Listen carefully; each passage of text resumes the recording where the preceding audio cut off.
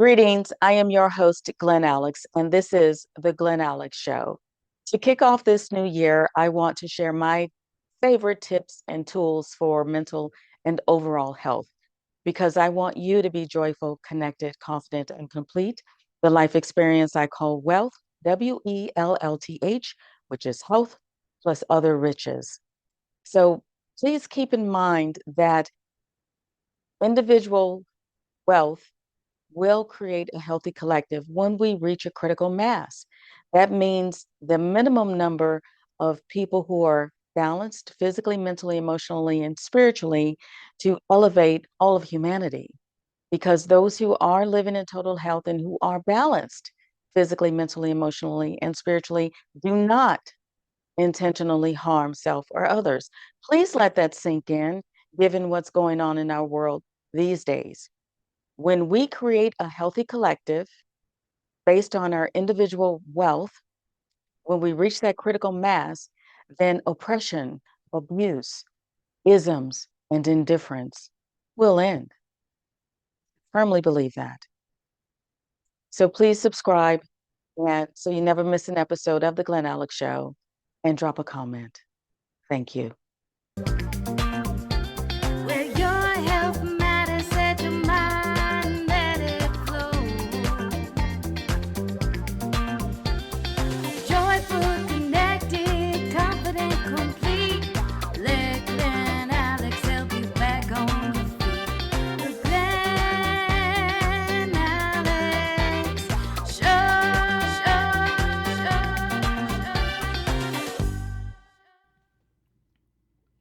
Hi, welcome to my presentation, Living in Wealth, where I share 10 tools for cultivating mental health and wellness. I'm Glen Alex, author, clinical social worker, mental health educator of the year for 2025 in the US. And the span of my work also includes the award-winning podcast, The Glen Alex Show. All of my work encompasses total health on the physical, mental, emotional, and spiritual levels in the anthologies that I've participated in my blogs and newspaper articles, in the free downloads on my website, in my award-winning book, Living in Total Health, and my newly released book, Living Boundaries, because I am on a mission to help you be joyful, connected, confident, and complete, which is wealth, Wellth, which is health plus other riches, because I believe in total health. All of you matter, and your mental, physical, emotional, and spiritual aspects all are necessary to make you the healthiest on all levels. So let's focus a little bit on mental health. What is mental health? Mental health is not the absence of problems. Unfortunately, too many people believe it is. When we have normal life stress and a negative response to that, then that can trigger some mental health issues, which is normal and natural to the human condition. And I will explain a little further which conditions I am specifically referring to. Just know for now that mental health occurs on a spectrum. Here's reality. What is, not what I want, not what I think, not what should be. What is, even if it's unpleasant and uncomfortable. So, mental illness is defined by the degree of disconnection from reality. So, we go from healthy to mentally ill. And there are a couple of organizations that estimate the percentage of adults living in the United States, only 6% are mentally ill. The rest of us just have normal life stuff going on. So it's about how we respond to that. So my client base is from healthy to injured. They're just having negative reactions to normal life stress. So mentally ill, those are the most severe symptoms: suicidality, homicidality, psychosis, disability. And there are some medical conditions that mimic mental illness, so it's important to get checked out. And so these are some of the signs and symptoms of the earlier phases in that mental health spectrum. So let me share my mental health one of my mental health issues and how I got back to Wellth, just to see how it plays out in real life. And it's not that you're crazy or insane, it's just normal life stuff. So in July of 2009, my favorite cousin died. She was 5 days older than me, and she just succumbed to her chronic illness. In December of 2009, my elderly mother had major surgery, and while the surgery was successful, she failed to thrive afterwards, and she passed in April of 2010. And because of issues that went on during her illness, I was estranged from my siblings for almost 2 years. One sibling that I did stay in contact with was my brother Kenny. And Kenny announced after my mother was laid to rest that he had been diagnosed with prostate cancer. He was 47. So this was in around May when he told us. By August of 2010, he couldn't walk. He was at work, couldn't walk, went to the hospital. They found that the prostate cancer had metastasized, wrapped around his spine, and it was inoperable. So they sent him to a spinal care clinic in St. Louis, a specialty clinic. And so I flew out to support him. And this is a get well card from his union buddies. Went to PT with him. And this clinic was amazing. They arranged for patients to go to a St. Louis Cardinals game. And it was just so joyful for me, not only to be with my brother, I was able to see these other incapacitated people smile and enjoy themselves. So it was a beautiful time, even though it was stressful and a little worrisome. Kenny was born on July 4th, so every year we normally had a big bash for him. So I flew out to go to his party, spoke to him the morning of to say happy birthday. He did not sound right, so I spoke to his wife. She decided to keep him home. She said he had cooked the entire day before. This man's in a wheelchair, and he cooks his own birthday dinner. And by the way, his beef ribs were amazing. So because he was staying home, I went to his house instead of to the party. And as the night passed, his wife got him settled and gave him his medication. So I'm sitting next to him. His hospital bed is here. I'm in a chair here. So I'm sitting next to him, holding on to him, and talking to his wife in front of me.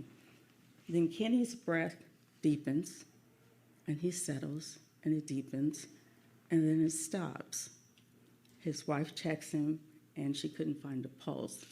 So we get his sons to come and put him on the floor. I started CPR, did a few rounds until the paramedics arrived. They did a few more rounds and then pronounced him. Kenny passed 8 minutes after his 51st birthday. Very painful. Though I had to soldier on. At the time, I ran a 501c3 charitable organization, and I had an annual event that was already scheduled the day after his funeral.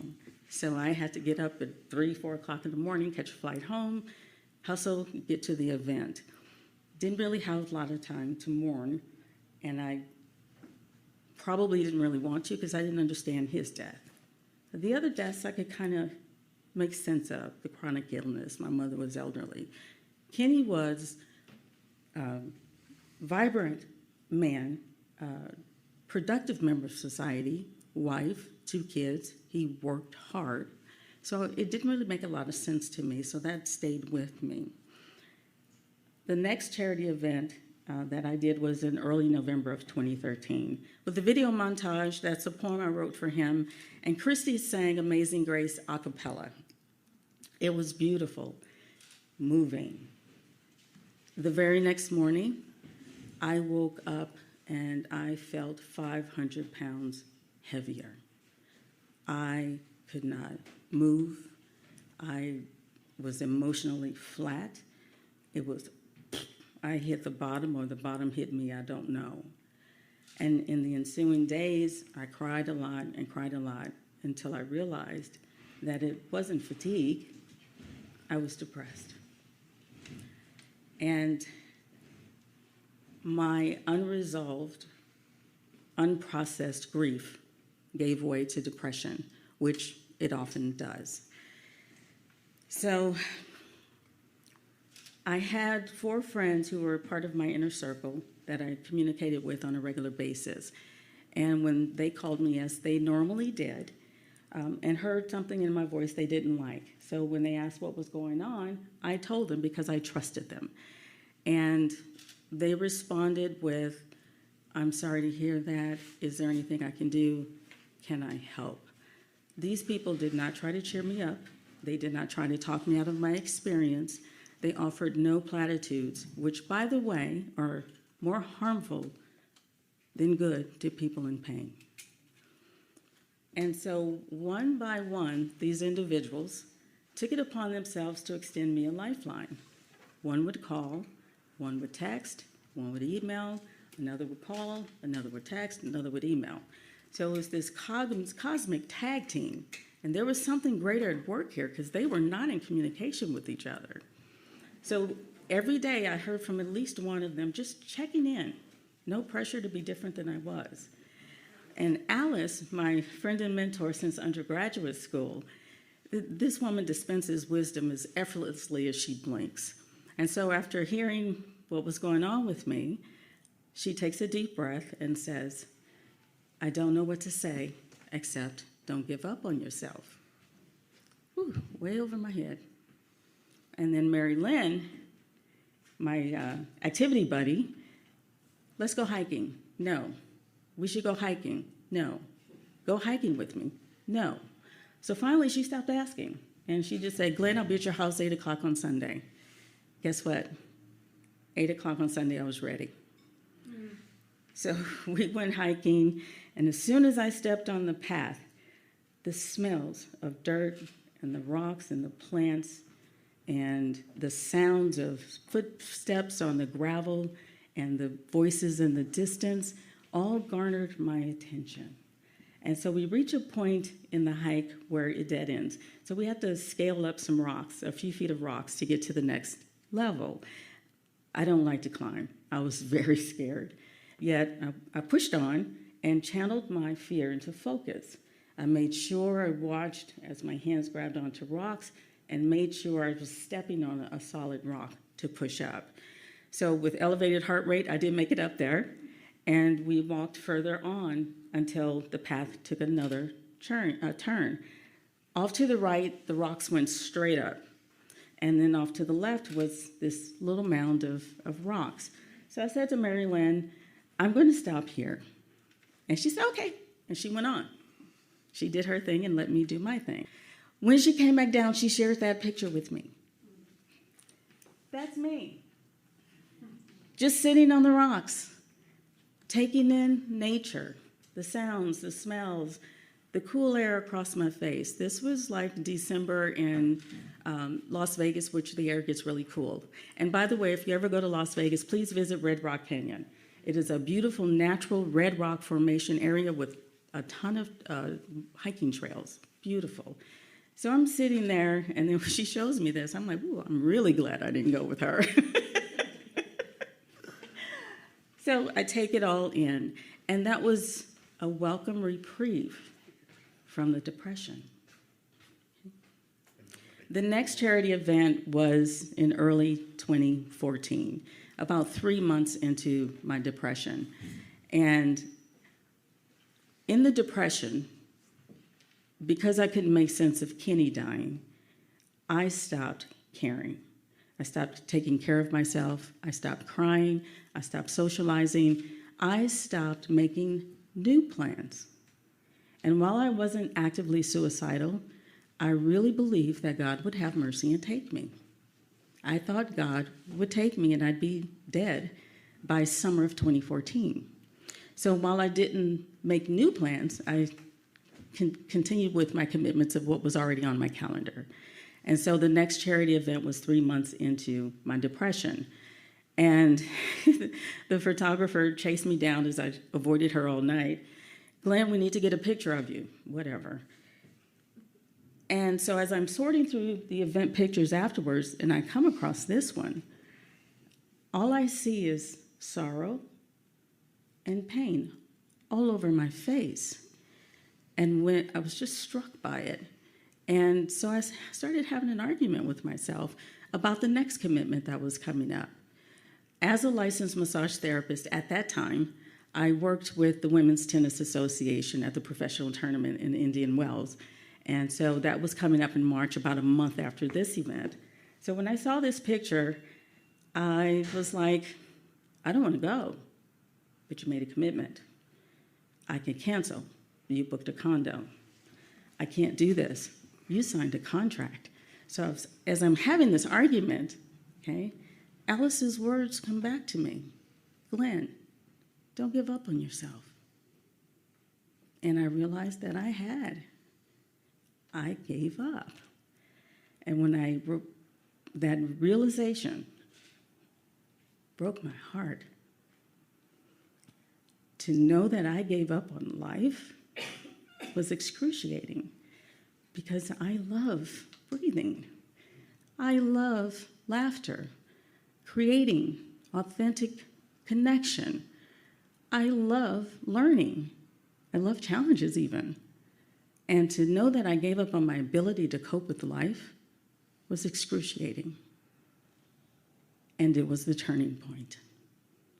You see, healing requires the courage to face and dismantle the negative identity that gets imprinted during a painful or traumatic experience.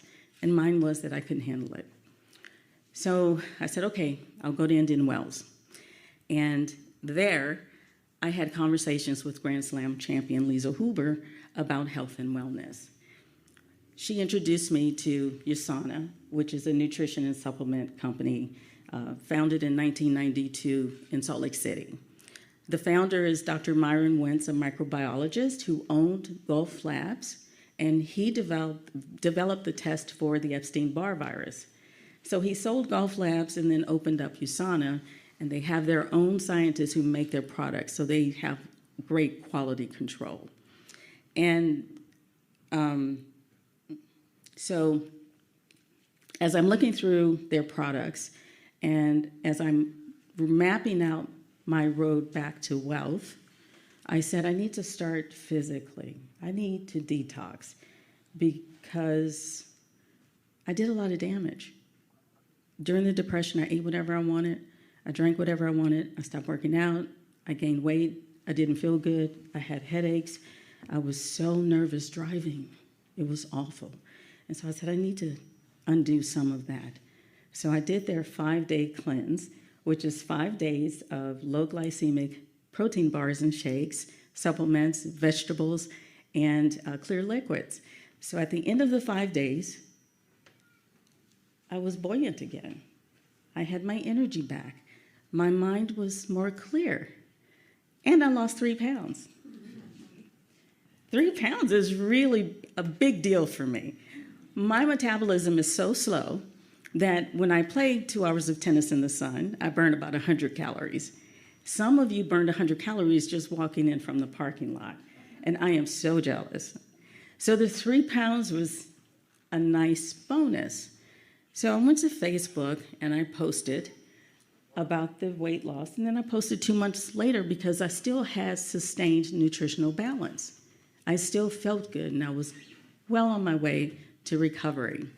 So some of the comments that I got from friends were, congratulations, bravo, Glen, well done. Eat whole foods and you'll get your body back. What? Left field. So I asked her for clarification, and I kept it light because my posts were public. And she just insisted that her way was the way. So I finally private messaged her, and I said, please don't disparage me on my wall. If you don't like what I post, don't read it, don't respond. So she continued to defend herself because she knew more than nutritionists and doctors, and she was just a layperson like me, right? And so this was my last message to her. She never asked anything about me. She just wanted me to follow what she said to do. And her response again was more self-defense. And at that point, I'm like, okay, let's put a stop to this, because that's her stuff, which I have no control over and no interest in dealing with. This is my stuff over here. I need to take care of me. And if any expert tells you what to do without taking into consideration your medical conditions, your finances, your lifestyle, your family situation, your work schedule, if they don't account for your uniqueness, run. Because one size does not fit all. And if I had followed her, things would have happened and gone wrong. Another defining moment in my journey back to Wellth was I met best-selling author Patrick Snow. And he offered to work with me to write my own book. And I'm like, with some depression still lingering, my automatic thought was, why? And then my intuition and a wisdom, healthy mind piped up and said, why not? And Living in Total Health was born. It is available in ebook, paperback, and limited hardcover edition, and we do have copies in the back of the room. And Living in Total Health the second edition was published in 2019, yet it continues to win awards, most recently this past July. And overall have won 5 awards from 3 different organizations. Because my goal in writing Living in Total Health was to provide pertinent, useful information for you to create your own path to health, to account for your own uniqueness and make it work for you and not just follow the expert. And so I think of Living in Total Health as it's not a how-to, it's a why-to. Or as Doug Llewellyn of People's Court fame said, it's a way to. It's a way to. Now, I want to share my top 10 Wellth tools. I use them myself, and I work with clients on these tools. What I ask of you as I go through the tools is to consider which tools might be applicable to you. Sometimes clients get stuck in just gathering knowledge and not using it. So see which ones can easily integrate into your life or that you could work on and see how it benefits you. And if it doesn't, then don't do it, okay? The clients I work with, again, here's reality, and they are on the healthy to the injured spectrum, part of the spectrum of the mental health. And mostly anxious, anxiety and depression, mood disorders. So this is how I conceptualize anxiety and depression. Anxiety is future-oriented gloom or doom thinking. Anxiety tricks you into believing you must have all the answers, you must fix all the problems, you must do it right now, and guarantee it'll work out. That's anxiety, and it's unrealistic. We humans don't have the capacity to know everything. We don't have the ability to fix everything, and we have zero control over the future. So while anxiety has you focused on what you can't control, it's a setup for failure because it robs you of your time, attention, and energy from what you do have control over. And that's the here and now. And depression is basically the opposite. Depression is dwelling on the past, and that presents as either, why did that happen to me? Or why can't things be the way they were? Similar issue. We can't time travel, we can't change a thing about the past.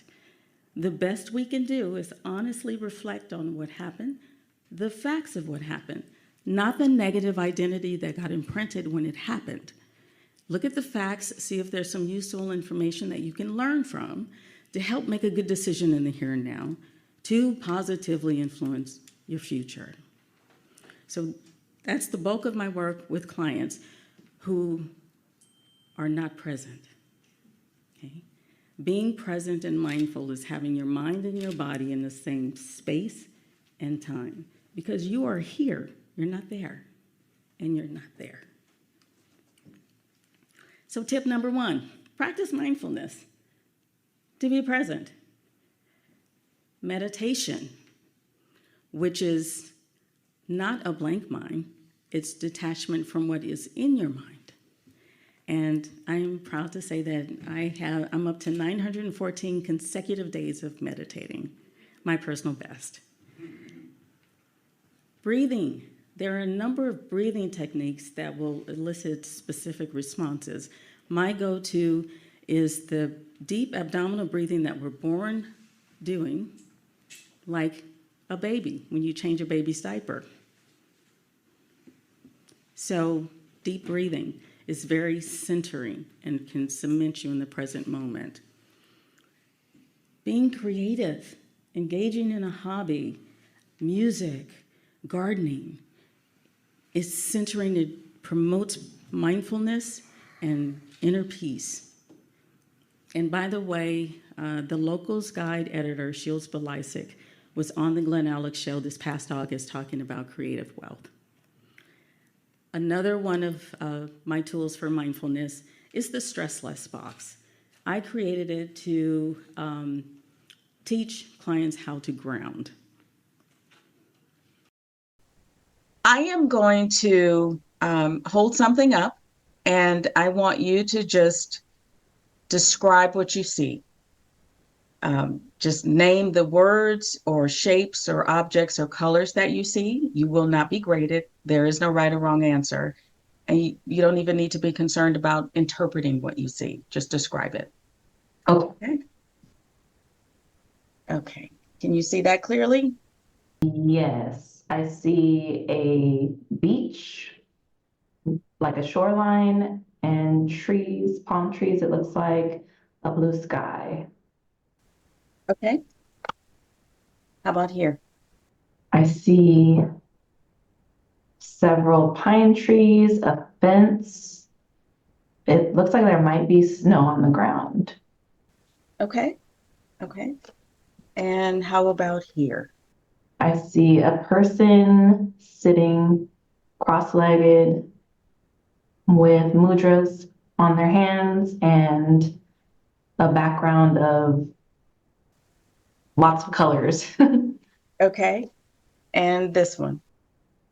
It seems like a roadside, like maybe as if you were driving through the desert, and a very cloudy sky. What do you see here?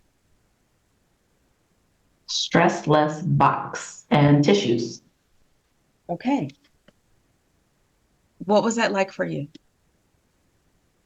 Um, it was fine, just describing stuff. Okay. As you were looking at the images, were you thinking about anything else? No, Okay. Were there any worries or concerns or any thoughts of stress? no. No. Okay. So the purpose of this stress less box is to promote mindfulness and to ground you when those worries and those negative thoughts start to take hold. It's to just pick up the box. You can turn your tissue box into the stress less box and have that on your desk and just pick it up and look at the images. Okay? And that will help ground you and help you be mindful, because when we are present, anxiety and depression are not there. Good to know. Okay. So the other benefit of the stress less box is it's a metaphor for an issue. So if you have a problem, say the problem is having enough money to pay rent. Okay. The box is the is problem paying rent. So one way to look at it is, I'm going to get kicked out. Another way to look at it is, well, maybe I could cut back on the electricity to make ends meet. So this box represents different perspectives of the same issue. Often anxiety and depression tells you that there's only one way to see it, and that's usually negative. But when you can flip the issue over in your mind, you open up options. Mm-hmm. Okay. And that can help keep anxiety and depression at bay. Tip number 2, as Olivia Newton-John said, let's get physical. Okay? No matter how good you look on the outside, how fit, how slender, that is no indication of what's happening inside your body. High blood pressure is called the silent killer for a reason. You don't feel it. And no one looking at my big burly brother could see cancer growing inside of him. So I strongly recommend that you get regular checkups to know what's going on inside your body. And that to me is empowering because it avails you of more choices now than later. Movement. Organized, systematic movement is one of the best ways to mitigate anxiety and depression and to change your emotional state. So, organized, systematic movement burns off negative excess energy, redirects your attention in a healthy way, and releases endorphins, those feel-good chemicals we naturally make. The feel-good stuff that people take drugs for. We can make that naturally. So whether your chosen activity is going to the gym or walking or yoga or biking or my favorite, tennis, okay, engage. And if you don't like exercise, then simply reframe it to activity or movement. Tip number 3, nourish yourself with mindful consumption. We all know the dangers of overindulging in junk food. Are we aware of the dangers of healthy foods? The whole foods that she wanted me to take, which would have created unnecessary suffering for myself because I have GI conditions and I can't metabolize a lot of those healthy foods. My GI doctor even told me to stay away from roughage and raw vegetables. Imagine that, okay? So it is really important to understand how your body responds to certain foods and not just follow the fad or the trend. And I also have food allergies, which diagnostics help me determine. Certain foods will trigger an immune response. My body thinks those foods are diseases and will try to attack it. I also have food sensitivities, which create GI distress even though they don't elicit the immune response. So it's important to understand where you are, what your needs are, and how to best meet your needs. Again, if that expert tells you what to do without considering this, run. Nourishing yourself also includes what you expose yourself to.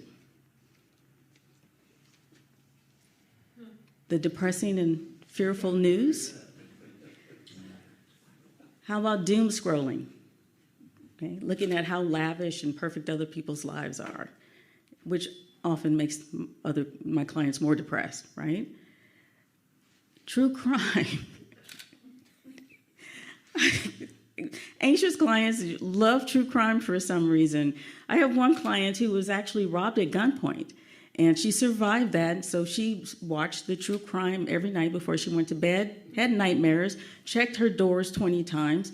I'm like, well, what's the purpose of it? How do you benefit from watching that? She said, well, I need to know what's out there so I can be prepared. Well, you already lived through it. What did you learn from that experience?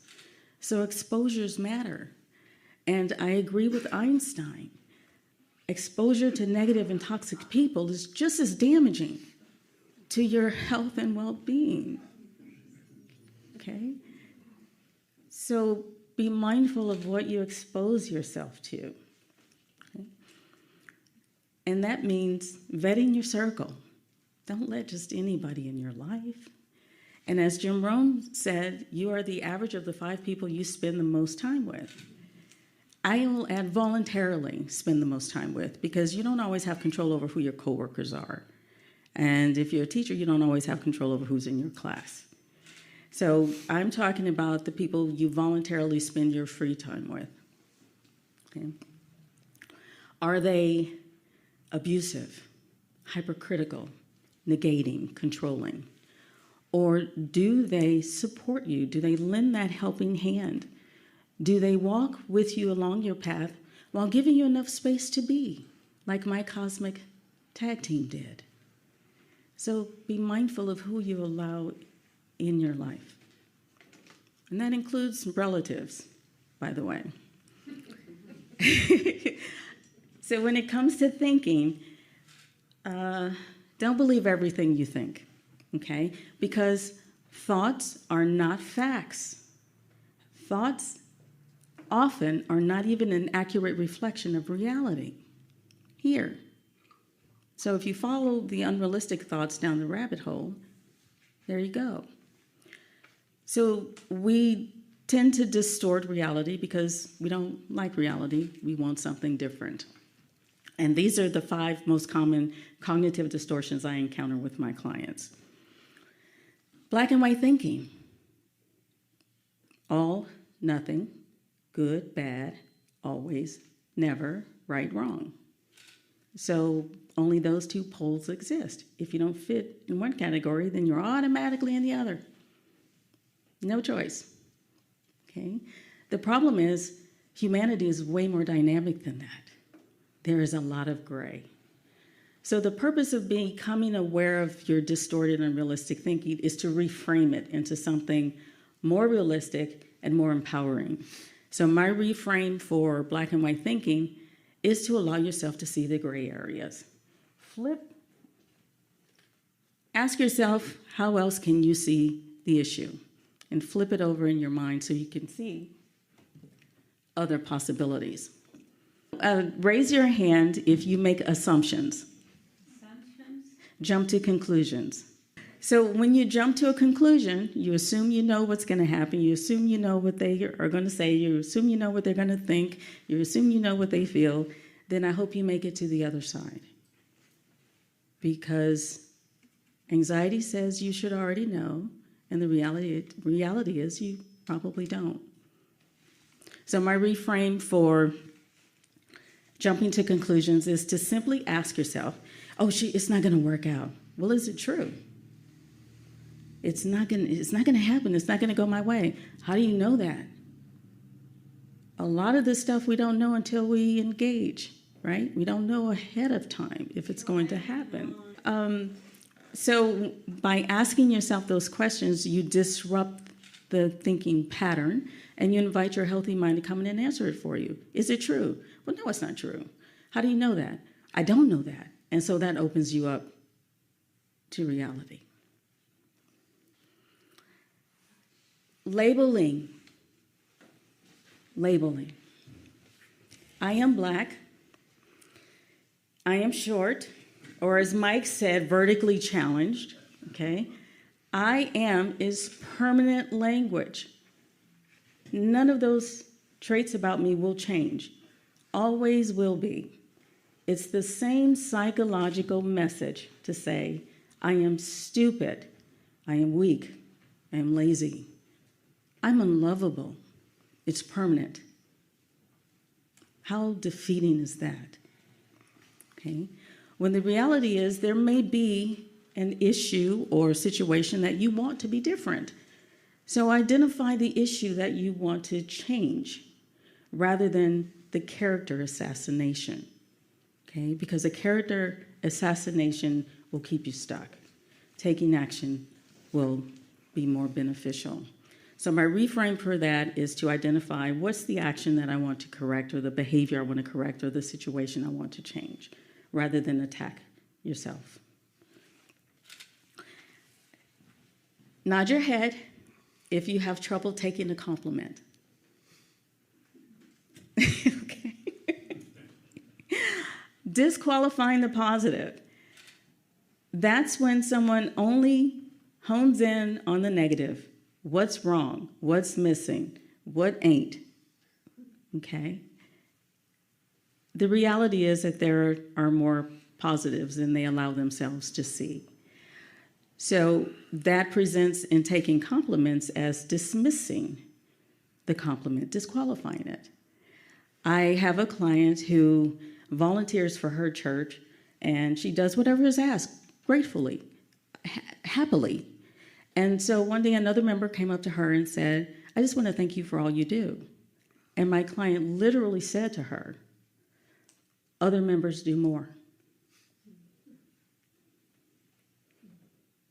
Wasn't the point at all. So she just diminished herself. Okay? So my reframe for disqualifying the positive is to simply say thank you. No matter what you think or believe, only utter thank you. And the more my clients do that, then the more they start to see positives within and around them. They start to acknowledge what they do well. And they can start to see how things actually are working in some areas of their lives. Okay? Who here shoulds themselves? That expression was priceless. Say that again, please. Do you should yourself? You should. You should. I should. Okay? Should statements. Should statements are the internalized standards and expectations of someone else that you try to force yourself to live up to. Okay? I don't believe we're born shoulding ourselves. Somewhere along the way, we learn that this is the only way to be. You have no choice. If you're not this way, you won't get love, you won't get approval, you won't be respected. This is it. Okay? That is very disempowering because it deprives you of your choice, your self-determination. Okay? The other issue with should statements is if this way of being does not align with your uniqueness, your goals, your purpose, your innate gifts and talents, then you create this internal struggle. I should, and you just fight yourself. So if it aligns, great. If it doesn't, not so great. So my reframe for should statements is could yourself. Think of the last time you shoulded yourself, whether it's I should have come earlier, or I should have eaten before I arrived, or I shouldn't have eaten before I arrived, and rephrase that sentence, replacing should with the word could. Just repeat that to yourself and see if there's a different feel to it. Well, I could work out, or I could read, or I could relax, or I could call mom. Okay? You avail yourself of real possibilities and choices rather than trying to force yourself into this narrow way of being. So when it comes to distorted thinking, it is the thought that counts. So make it realistic. I didn't attend to my emotions after Kenny died, and my grief evolved into depression. Emotional intelligence is crucial to mental and overall health. And I conceptualize our emotional experiences as layered, like the ocean. At the top is the wave with all the splashing and the fury, all the energy is up there. That to me represents the physical sensations of emotions, the lump in the throat, the knot in the stomach. And the emotion itself, anger, sadness, fear, joy, or love, is accompanied by some of those feelings. Now, it's individual how your feelings align with your emotions, because some clients will get hot in the face when they're angry, and they'll get hot in the face when they're afraid. So the context lets them know if it's fear or if it's anger. Okay? So you have your feelings, your emotions. And every emotion is necessary. Anger, sadness, fear, joy, love. They are necessary because they carry messages that we need to be aware of and know what's going on in our lives so we can act appropriately if necessary. So underneath the emotion is the message. Okay? You identify the message, then you can identify your options for responding to whatever is going on. Leave that relationship, walk out, drive away, hang up the phone. Okay? Now, what we can do is often very different than what we're willing to do. So after you identify your options, then you get to your level of empowerment by consciously choosing which course of action to take, if any. And if you decide not to act, that's okay too. That's better than being stuck in the feelings or not doing anything at all. Okay? So attending to our emotions is huge. Please get some sleep. Deep, restorative sleep, I think, is the best thing since sliced bread. Okay? Sleep affects every area of health. Every area. And sleep deficits are associated with diminished cognitive functioning, Alzheimer's, prohibited healing, the natural healing processes in the body get diminished. Increased inflammation is associated with sleep deficits, and the ability to lose weight is lessened when there's sleep deprivation. And it's very difficult to be emotionally stable when you are not sleeping well, okay? And sleep deficits look just like ADHD. Just think about it. When you don't sleep well, are you as mentally clear the next day? Are you as focused? Can you record what you are exposed to? Can you recall it then? Probably not. Does your mind bounce around? Okay, probably. So sleep is huge, huge. Okay, so get some rest. Well, one thing to keep in mind is that sleep is measured in a 24-hour period, not just overnight. So sometimes you can catch up with the power nap the next day. Journaling, one of my favorite tips. Journaling has been shown to allow for emotional release and mental processing of issues, reduces stress, anxiety, and depression, improves the immune system, which benefits your overall well-being. One of my favorite forms of journaling is the unsent letter. Emphasis on unsent, okay? This is a letter you write to someone or about a situation that you are at odds with. So you get this pen and paper and you just let them have it. Grammar doesn't matter, spelling doesn't matter, content really doesn't matter, and language doesn't matter. Let them have it. That is a cathartic release for you to release some of that pent-up mental and emotional energy, okay? And clients who actually do the unsent letter report to me that it is very cathartic for them. Emphasis on unsent, okay? That's not for the other person, it's for you. One of my other favorite forms of journaling is the mind dump. Some people call it the brain dump.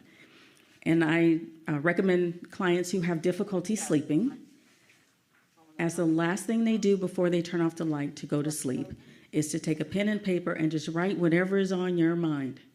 It could be your to-do list for the next day, it could be what happened during the day, it could be blah, blah, blah, blah, whatever it is. And that will help release some of that pent-up mental and emotional energy so your mind and your body can relax. And the clients who actually do that do report that they get a better quality of sleep. Okay?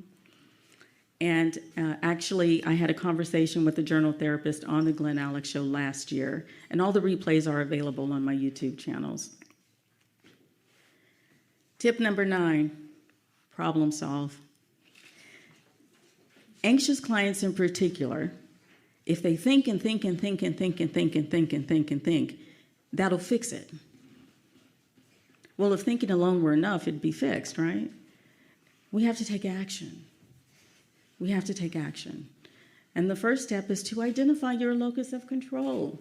What is your personal realm of control over that situation and at that time? What we have control over, for sure, is what we say, do, think, and feel at any given moment. So once you identify what you have control over and let go of what you don't, that frees up some mental and emotional energy as well. Another step in problem solving is to break it down into manageable pieces. Okay? Is this big blob? Remember the movie The Blob? This big creature that had no weakness, was not attackable, okay? And that's how anxious clients approach things. That is this big nebulous cloud that they have to fix all of it at the same time and make sure it's a perfect result, okay? Not realistic. So when you break it down, that is empowering because it hones you in on what you have control over. So I have a client 2 months after she moved into a new home. She still had boxes piled up in the corner. And so she just berated herself for being lazy because it should have been done. She should have had it done within a couple of weeks. It wasn't, blah, blah, blah, blah, blah. So every time she saw the boxes, she got depressed and mad at herself. So we talked about it. She has chronic issues, chronic pain. And so we talked about it. Well, what's your stamina? What's your endurance? And after she thought about it, she said, well, I can do something for 15 to 30 minutes and I'll be okay. Okay. So she started to unload a box, take a break, go back and put those things away, take a break, and then the next day do the same. So over time, her boxes did get unpacked because she broke it down into what she could manage. And so learning is in the doing. We don't know the outcome of many things, okay? We humans are such spectacular creatures that when we are present, we get immediate feedback from our actions. And then we will know if something works or if it doesn't, or if we need to make adjustments, okay? We must act, though, to get that feedback. We can't just think about it. So taking action is part of problem solving, okay? Now, boundaries. I believe that healthy boundaries are the foundation of health and happiness. Many of my clients who have stress and burnout and overwhelm and past issues in relationships, a lot of that boils down to poor boundaries. And Living Boundaries, the ebook is scheduled for release next month, and the paperback will be released in early December, just in time for Christmas. Okay. And Living Boundaries takes a deep dive into boundaries and expands on the boundaries chapter in Living in Total Health. So these are some of the typical issues that I encounter with clients. And one across the board is too many people believe that healthy boundaries are only about saying no. So for me, if you find yourself in the position of having to say yes or having to say no, then you haven't properly managed your boundaries up to that point. So part of the deep dive of Living Boundaries is I talk about the context of boundaries, the truths about boundaries, which are the unchanging characteristics about boundaries. The green flags, they're green flags, not just red flags. How to communicate. I provide over 50 real-life examples of poor boundaries, healthy boundaries. How to communicate boundaries effectively. I talk about how boundaries impact mental health. And Living Boundaries is also a workbook. There are worksheets in there, questionnaires, and exercises. And one really important part of my work in total health and wanting everyone to be wealthy is I talk about healthy boundaries are a human issue. They are not the sole responsibility of women. If more men, those with non-conforming gender identities, leaders, politicians, doctors, teachers, construction workers, farmers, if more people across the board had healthier boundaries, guess what? No. The world would be safer and more accepting of everyone. Okay? So these are just a couple of reviews of living boundaries coming out soon. So, in wrapping up, so you can live in wealth, okay? It's about total health, the balance of your physical, mental, emotional, and spiritual aspects. How well they balance and complement and support each other, okay? And the mental health part of that, if you use the tips that I just went through, then that could also benefit you as well and help you successfully navigate through life's challenges, because mental health is not the absence of problems. So my challenge again to you is to identify one or two tips that might be helpful for you if there's an area of your life you want to shore up.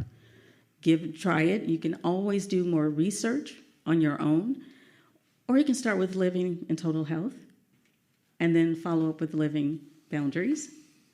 And then you can also work with me if you need additional support or guidance, or if you know anyone else who might. I'm licensed in Nevada and Oregon, and I accept over 160 insurances, and I do teletherapy though, nothing in person. Okay.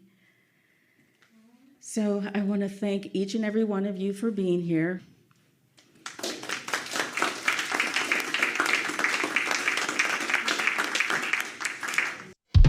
Thank you for tuning in to this episode of the Glen Alex Show.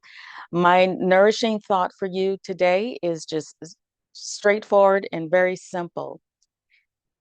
Take the tools and information that I provided in this episode, see which ones could apply to your life and can be easily integrated in your lifestyle to help you elevate your health and wellness, which will elevate your loved ones, your community, and ultimately all of humanity. If you need additional guidance and support, please visit glenalex.com, order your signed copies of Living in Total Health and Living Boundaries, and request your free consultation with me.